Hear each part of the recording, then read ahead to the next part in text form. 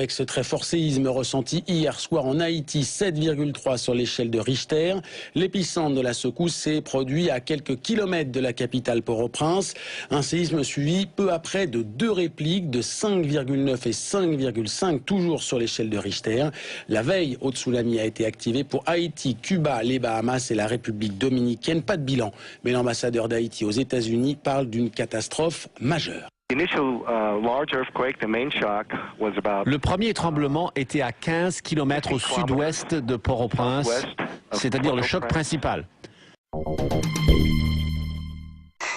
y a un tremblement de terre ? Il est 16h53 quand la terre commence à trembler mardi à 15 km de la capitale. Au-dessus de Port-au-Prince, un épais nuage de poussière s'élève des ruines. C'est le plus puissant tremblement de terre depuis un siècle à Haïti, dans une zone surpeuplée de 2 millions d'habitants. C'est un séisme qui se passe à terre et qui traverse des zones urbaines. Donc la rupture va atteindre le sol sur lequel sont construits des bâtiments. Et si vous imaginez que le sol se déplace jusqu'à 1 mètre, tous les bâtiments vont souffrir de ce déplacement, ils vont s'écrouler. La ville est détruite. Des bâtiments écroulés empêchent les secours de circuler. Églises, édifices publics, le palais national, siège de la présidence, s'est affaissé, mais le président René Préval est vivant.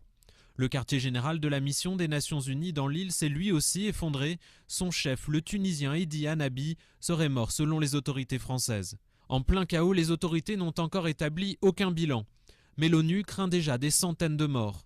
L'aide internationale s'organise. Des États-Unis, du Venezuela, de la France, des avions chargés de secouristes devraient arriver dans la journée de mercredi. En France, les familles peuvent appeler le centre de crise du Quai d'Orsay au 01 45 50 34 60 pour obtenir des informations sur leurs proches dans l'île.